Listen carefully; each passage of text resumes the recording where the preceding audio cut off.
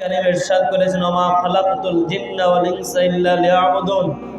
আমি মানুষ এবং জিন জাতিকে সৃষ্টি করেছি কেবলমাত্র শুধুমাত্র কার ইবাদতের জন্য? আল্লাহর ইবাদতের জন্য। এবার আমরা এখানে যারা আছি, কারো বয়স 70 বছর, কারো 80 বছর, কারো বয়স 20-25 বছর, আমরা যতটুকু হায়াত পেয়েছি, এই হায়াতে আমরা যতটুকু আমল আখলাক করেছি, সেজদা করেছি, দুরূদ শরীফ পড়েছি, আপনি কি বুকে হাত দিয়ে বলতে পারবেন আপনার এই আমলটা আল্লাহ কবুল করে নিছে? কথা বলতে হবে। আপনি কি বলতে পারবেন যে আপনার আমল আল্লাহ কবুল করে নিছে? আপনি কি বলতে পারবেন আপনার আমল দিয়ে আপনি আল্লাহর জান্নাতে যেতে পারবেন? আল্লাহ রাব্বুল আলামিনের জান্নাতে যাওয়ার জন্য দুইটা জিনিস লাগবে। এক নাম্বার হচ্ছে আল্লাহ রাব্বুল আলামিনের রহমত এবং দয়া। দুই নাম্বার, যে কোনো একটা উসিলা দিয়ে আল্লাহ আপনাকে আমাকে জান্নাত দিবেন। আমরা হাদিসে পাকে পাই যে একজন ব্যক্তিকে কবরে প্রশ্ন করলো যে তুমি কি তোমার আমল দিয়ে জান্নাতে যেতে চাও নাকি আল্লাহর দয়া দিয়ে জান্নাতে যেতে চাও? লোক জবাব দিলেন, আল্লাহ, আমি এত আমল করলাম, এত আখলাক করলাম, এত কিছু করলাম, এত সেজদা করলাম, আমি চাইলে তো আমলের বিনিময়ে আমি আপনার জান্নাতে যেতে পারি। আল্লাহ জবাব দিলেন, বান্দা, তোমার আমল নামা সব আমি কবুল করলাম না, এমনিতে ছেড়ে দিলাম, এখন তুমি কি দিয়ে জান্নাতে যাবা? ও আল্লাহ, আপনার দয়া ছাড়া জান্নাতে যাওয়ার সুযোগ। এজন্য আল্লাহ কোরআনুল কারীমে বলছেন, ইয়া আইয়ুহাল্লাযীনা আমানুত্তাকুল্লাহা ওয়াবতাগু ইলাইহিল ওয়াসিলা। বান্দা, তুমি আমাকে পরিপূর্ণভাবে ভয় করো আর ক্ষমার জন্য, জান্নাতে যাওয়ার জন্য উসিলা তালাশ করো। বলছে কে? বলেন বলেন, কে বলছে? আল্লাহ বলছেন, ইয়া আইয়ুহাল্লাযীনা আমানুত্তাকুল্লাহ, হে ঈমানদাররা, আমি আল্লাহকে ভয় করো আর মাপ পাওয়ার জন্য, জান্নাতে যাওয়ার জন্য অবতাগু ইলাইহিল ওয়াসিলা, কোন একটা ওসিলা, মাধ্যম তালাশ করো। এই জন্য তো আপনারা শাহপুর দরবার শরীফের পীর সাহেবের হাতে বায়াত হয়েছেন, এই জন্য তো আপনারা আবেদ শাহ মাদানির হাতে বায়াত হয়েছেন, এই জন্য তো আপনারা দোগা আসাদপুরের পীর সাহেবের হাতে বায়াত হয়েছেন, এই জন্যই তো এই দেশের হক্কানি আউলিয়ায়ে কেরামের হাতে হাত রেখে বায়াত হয়ে তাদের কলবের উসিলা দিয়ে আমরা আল্লাহর কাছে দোয়া চাই। নবী পাক সাল্লাল্লাহু আলাইহি ওয়াসাল্লামের হাদিস সুনান মুসনাদ আহমদ শরীফে হাদিস পাওয়া যায়, হযরত আলী রাদিয়াল্লাহু তাআলা আনহু যখন খেলাফতের শাসনে ছিলেন, আলী যখন খেলাফত কায়েম করতেছিলেন, ওই সময় একজন সাহাবী বলছে, হুজুর, আপনি সিরিয়াবাসীর জন্য বদদোয়া করেন, কারণ সিরিয়াবাসীরা আওলাদে রাসূলদেরকে অনেক কষ্ট দিয়েছে। আলী রাদিয়াল্লাহু তাআলা আনহু বললেন, না, সিরিয়াবাসীদেরকে বদদোয়া করা যাবে না।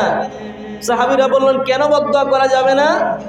বলছে, আল্লাহর রাসূলের জবানে আমি শুনেছি সেই সিরিয়াতে 40 জন আবদাল আছে, 40 জন আল্লাহর প্রিয় বান্দা আছে, যাদের উসিলা দিয়া দোয়া করলে ওই দোয়া আল্লাহ কবুল করে নেয়।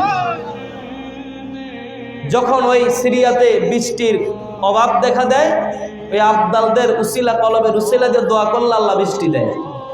অভাব অনটন যদি দেখা দেয়, ওই আবদালদের কলবের উসিলা দিয়া আল্লাহর কাছে দোয়া করে, আল্লাহ অভাব অনটন দূর করে দেয়।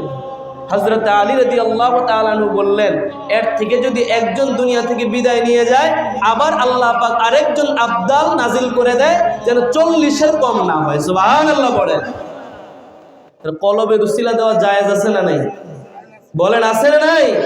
আপনি যদি বলেন, আমাদের সমাজে অনেকে বলে যে উসিলা দেওয়া যাবে না, আল্লাহর কাছে সরাসরি চাইলে তো পাওয়া যায়, উসিলা দেওয়ার কি দরকার? অনেকে বলে, কেন আপনি উসিলা দিবেন না?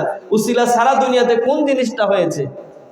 আপনি মনে করেন অসুস্থ হলেন, আল্লাহ বলছেন কোরআনুল কারীম, হাফেজ সাহেবরা আছেন, কোরআনুল কারীম আল্লাহ বলছেন, আমি বান্দাকে অসুস্থ করি, আবার বান্দাকে অসুস্থতা থেকে আবার সুস্থতা দান করি। তাহলে অসুস্থ দেওয়ার মালিক, সুস্থ করার মালিক, তাহলে আপনি ডাক্তারের কাছে কেন যান? যদি আল্লাহ অসুস্থতা দূর করার মালিক হয়, তাহলে আপনি ডাক্তারের কাছে গিয়ে কেন আপনি ওষুধ তালাশ করেন যে আপনার রোগ হয়েছে, রোগটা ভালো করে দেওয়ার জন্য?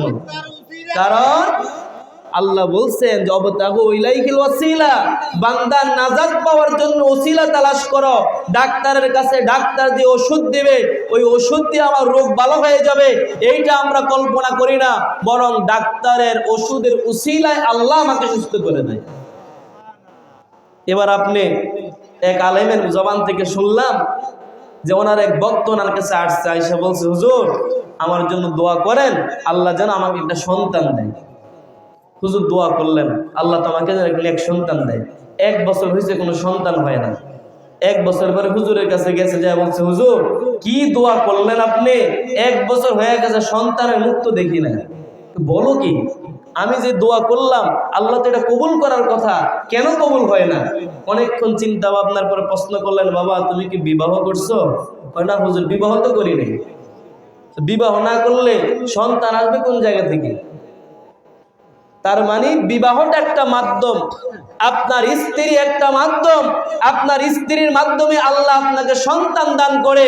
কোন স্ত্রীর ক্ষমতা নাই আপনাকে সন্তান দেওয়া, কোন বিবাহের সম্পর্ক নাই আপনাকে সন্তান দেওয়া, বরং স্ত্রীর উসিলার মাধ্যমে আল্লাহ রাব্বুল আলামিন 2 জনের উসিলার মাধ্যমে আপনাকে আমাকে দুনিয়ার জমির সন্তান দান করে।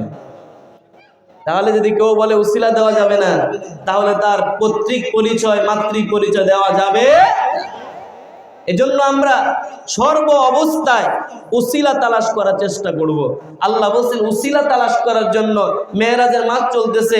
আমার নবী যখন মেরাজে গিয়েছেন, মেরাজে যাওয়ার পরে সব নবীর আল্লাহর কাছে সব কিছু চাইছে, যখন ইচ্ছা তখন চাইছে।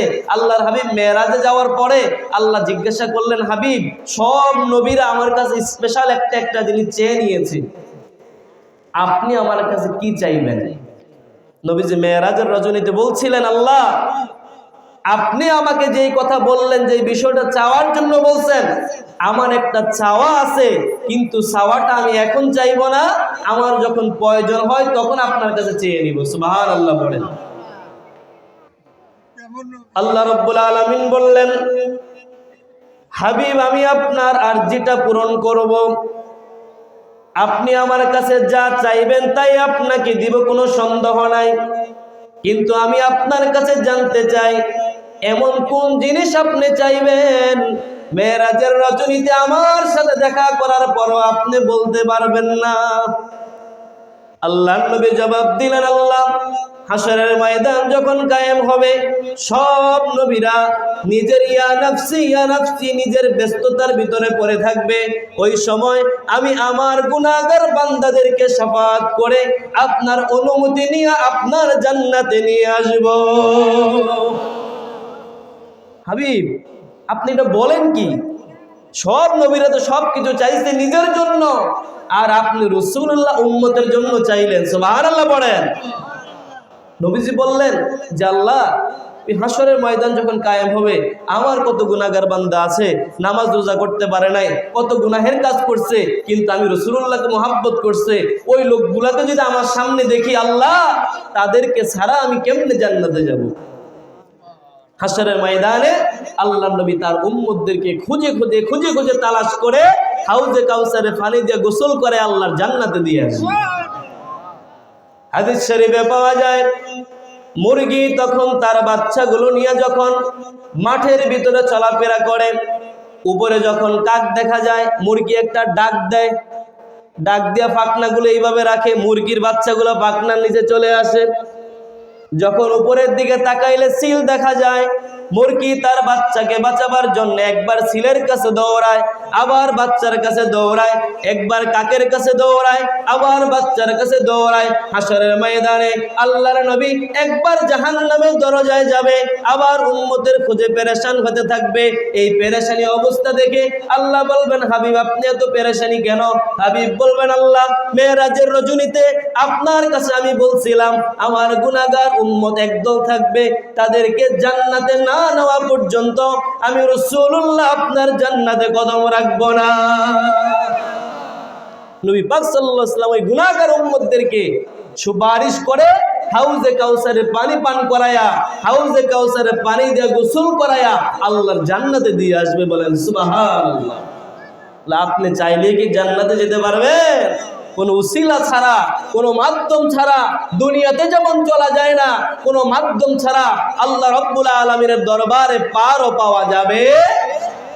এই জন্য শায়ের বলছে, তুই সরাসরি মাওলার কাছে লাইন ক্লিয়ার পাবি না রে, লাইন ক্লিয়ার পাবি না যদি মাঝখানে না হয় শাহে মদিনা। আপনার কোনো একটা আমলে যদি নবী বাদ পড়ে যায়, আপনার কোন এক জায়গা যদি নবী বাদ পড়ে যায়, আপনার কোন আমল আল্লাহর দরবারে কবুল হবে না। হাদিস শরীফে পাওয়া যায়, আল্লাহর নবী বলেন যে কোনো মানুষ যদি দোয়া করে, ওই দোয়াটা আল্লাহ রাব্বুল আলামিন আসমান এবং জমিনের মাঝখানে ঝুলন্ত অবস্থায় রাখে। যেই না মাত্র দোয়ার ভিতর অথবা দোয়ার পূর্বে বান্দা রাসূলের প্রতি দুরূদ পড়ে, ওই দোয়াটা আর পর্দা থাকে না, সরাসরি আরশে আজিমে চলে যায়। তার মানে আপনি যখন আল্লাহর কাছে চাইবেন, দোয়া যখন আপনি করবেন, দুরূদ শরীফ ছাড়া দোয়া করলে ওই দোয়া আল্লাহ কবুল করবে। আসমান এবং জমিনের মাঝামাঝি অবস্থায় আপনার ওই দোয়াটা ঝুলন্ত অবস্থায় থাকবে। এবার আপনি চিন্তা করেন, ওসিলা ধরার দরকার আছে না নাই? আমরা বিভিন্ন পীর মাশায়েখের দরবারে যাই, ওখানে গিয়ে আমরা পীরের কাছে কিছু চাই। এই আপনি বলেন, এই দুনিয়াতে যত মানুষ পীরের কাছে যায়, পীরের কাছে গিয়ে পীরের কাছে কিছু চাই আমরা? আপনারা কথা বলেন না কেন? পীরের কাছে কিছু চান আপনারা? চান কার কাছে? আপনি যাবেন, আল্লাহ আপনার প্রিয় বান্দা এখানে শুয়ে রয়েছে, ওই বান্দার উসিলায় আমার দোয়াকে কবুল করেন, কি নাকি অন্য কিছু বলেন আপনারা? আমরা যখন পীরের দরবারে জিয়ারতের উদ্দেশ্যে যাই, আমাদের চিন্তাধারা হচ্ছে এই আল্লাহর ওলি, সে তার জীবনটাকে আল্লাহর জন্য বিলীন করে দিয়েছে, সে তার জীবনটাকে রাসূলের জন্য বিলীন করে দিয়েছে। এমন একজন পেয়ারা বান্দা যার কথা আল্লাহ অতি দ্রুত শুনবে, এই জন্য তার উসিলা দিয়া আমরা আল্লাহর কাছে দোয়া করি, আল্লাহ আপনার এই ওলির উসিলায়, তার কলবের উসিলায় আমাদের দোয়াগুলো আপনি কবুল করে নেন। পেয়ারা হাজিরিন, এজন্য আমাদের উচিত হবে আমরা সর্ব অবস্থায় যেই কাজ করি না কেন, আমি যেন রাসূলের আদর্শের বাহিরে চলে না যাই। আমি যেখানে যাই, যে অবস্থায় যাই, যা কিছু করি, সব কিছু আমি রাসূলের আদর্শ মোতাবেক করতে চাই। রাসূলের প্রেম, ভালোবাসা, মহাব্বত যদি আপনার ভিতরে না থাকে, কোনো ইবাদত, কোনো বন্দেগী আল্লাহ রাব্বুল আলামিন কবুল করবে। সাহাবী প্রশ্ন করলেন, হুজুর কিয়ামত কবে হবে? দেখেন মহাব্বতের প্রয়োজনটা কত বেশি। সাহাবী প্রশ্ন করলেন, হুজুর কিয়ামতটা কবে হবে? নবীজি বললেন, সাহাবী কিয়ামতের জন্য কি সাবান তুমি তৈরি করছো? তুমি যে কিয়ামতের চিন্তা করো, কিয়ামত হইলে পরে তুমি কি করবা, তোমার কি আছে সম্বল? সাহাবী বললেন, ইয়া রাসূলুল্লাহ, আমার কোনো আমল নাই, আখলাক নাই, কিছু নাই, কোনো একটা ইবাদত আপনার সামনে হাজির করব না, কিন্তু আমার একটা জিনিস আছে, আমি আপনি রাসূলুল্লাহকে আমার জীবনের চাইতেও বেশি মহব্বত করি। নবীজি বললেন, সাহাবী, যে চালানের কথা তুমি বলছো, যে আমলের কথা তুমি বলছো, আর সত্যি যদি তুমি তোমার কথার ভিতরে থাকতে পারো, আমার এই ভালোবাসার কারণে আল্লাহ তোমাকে জান্নাত দিবে। হযরত ওমর রাদিয়াল্লাহু তাআলা হাদিস বর্ণনা করেছেন, রাসূলের সাহাবীরা তাদের উসিলাটা দুরূদ শরীফের মাধ্যমে, মহাব্বতের মাধ্যমে আল্লাহ রাব্বুল আলামিনের কাছে চাইলো। আর আমরা উসিলা বলি, উসিলা দেওয়া যাবে না, শিরক হবে, শিরক হবে। কি উসিলা দেওয়া শিরক হবে না জায়েজ? বলেন, যে জায়েজ হবে না শিরক হবে? আল্লাহর নবীর যত সাহাবী আছে, একজন সাহাবীর জীবনী আপনি পাবেন না যে সাহাবী নবী পাকের কোনো উসিলা ছাড়া কোনো কাজ করছেন। কোনো একটা বিপদে পড়ছে, হুজুর আপনার উসিলা দিয়া আপনি জিনিসটা করে দেন, আল্লাহ হয়তো বা কবুল করবে। আপনারা জানেন মেরাজের রজনীতে যে সিদ্দিক আকবরের যে ঘটনা, সিদ্দিক আকবর যে গুহার ভিতরে ছিল, পায়ের ভিতরে সাপে দংশন করলো, নবী পাকের থুতু মোবারকের উসিলা কি হয়ে গেছে? সাহাবীরা নবীকে চিনছে, আমরা চিনি। এই জন্য কবি বলেন, মুস্তাফা কি কদর জানে সাহাবী, মিসকিন হায় কদর জানে বাঙালি। মুস্তাফা কি কদর জানে সাহাবী, মিসকিন হায় কদর জানে বাঙালি। অর্থ কি জানেন? সাহাবীরা মুস্তাফার কদর বুঝছে, আর বাঙালিরা বুঝে না। শুধু কোন মাছে কোন স্বাদ, কোন মাছ খাইলে কেমন লাগে, এই সামাকুল শব্দের অর্থ মাছ।